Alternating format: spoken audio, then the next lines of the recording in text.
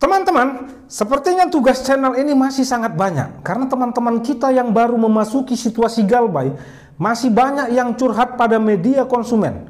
Banyak surat-surat keluhan dari banyak orang tentang pengalaman mereka pada pinjol. Baik itu situasi saat keterlambatan atau saat di tahap minta restrukturisasi karena ketidaksanggupan dengan nominal atau tenor atau pengalaman-pengalaman tidak menyenangkan saat galbay. Dan hampir 80% keluhan ini berasal dari sektor pinjol peer-to-peer lending. Curhatannya bermacam-macam. Ada yang marah karena diperlakukan tidak semestinya oleh para DC pinjol. Padahal teman ini merasa sudah menjadi nasabah yang baik dan disiplin, melakukan cicilan dan sudah beberapa kali melakukan pelunasan. Tapi kenapa saat di situasi keuangan benar-benar terpuruk, si pinjol seolah tidak mau mengerti.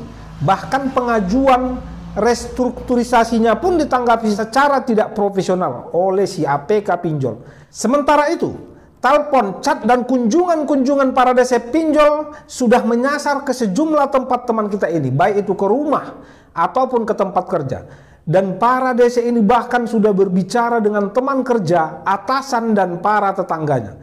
Intinya teman kita yang merawat pinjolnya ini merasa tidak diperlakukan dengan baik dan profesional oleh si pinjol, padahal teman kita ini melakukan cicilan tepat waktu dan selalu konsisten di kontrak-kontrak sebelumnya. Nah, pelajaran apa yang bisa kita ambil dari sini?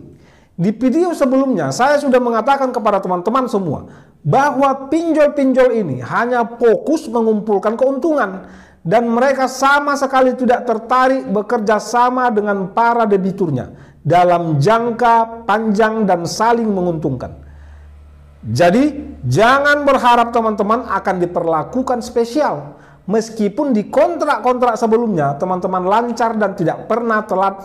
Sama halnya jangan pernah berharap juga kepada DC pinjol jika mereka akan memperlakukan teman-teman spesial hanya karena di kontrak-kontrak sebelumnya teman-teman lancar dan tidak pernah ada problem. Para DC pinjol ini sama sekali tidak diberi memo dari platform pinjol yang menjelaskan jika teman-teman adalah debitur yang baik sebelumnya. DC pinjol ini hanya diberi data-data Anda. Dan sejak nama Anda ada di data-data tersebut, itu artinya Anda tidak lebih hanya seorang penunggak hutang. Itu penyebab saya selalu mengingatkan untuk jangan curhat kepada DC-DC pinjol ini. Jangan menjanjikan apapun jika teman-teman tidak sanggup atau belum sanggup, stop saja dulu. Kenapa di setiap video saya selalu menekankan untuk tidak curhat? Agar menghindari teman-teman semua untuk tidak mengalami keletihan jiwa dan emosional. Selain juga si DC-nya tidak peduli, ya teman-teman bayangkan saja, teman-teman curhat kepada DC yang ini, lalu besoknya teman-teman didatangi DC yang lain, lalu kemudian DC yang pertama datang lagi dengan agak ketus, dan merasa punya kontrol dengan teman-teman semua, karena teman-teman dianggap lemah. Jadi jika tidak mampu, katakan jika teman belum akan melakukan pembayaran dengan nada santai dan tanpa beban. Problem malu kepada tetangga, malu kepada keluarga, problem malu kepada rekan kerja dapat Anda hilangkan dengan menonton video-video kita yang membahas tentang malu saat galbay tentunya. Tetap support channel kita ini ya teman-teman. Join ke grup Telegram yang link invite-nya ada di deskripsi. Semua bisa join untuk saling support. Bahkan DC pinjol, intelijen pinjol, atau bahkan dedengkot DC pinjol boleh masuk ke grup kita. Adu argumen kita di situ ya Bang DC.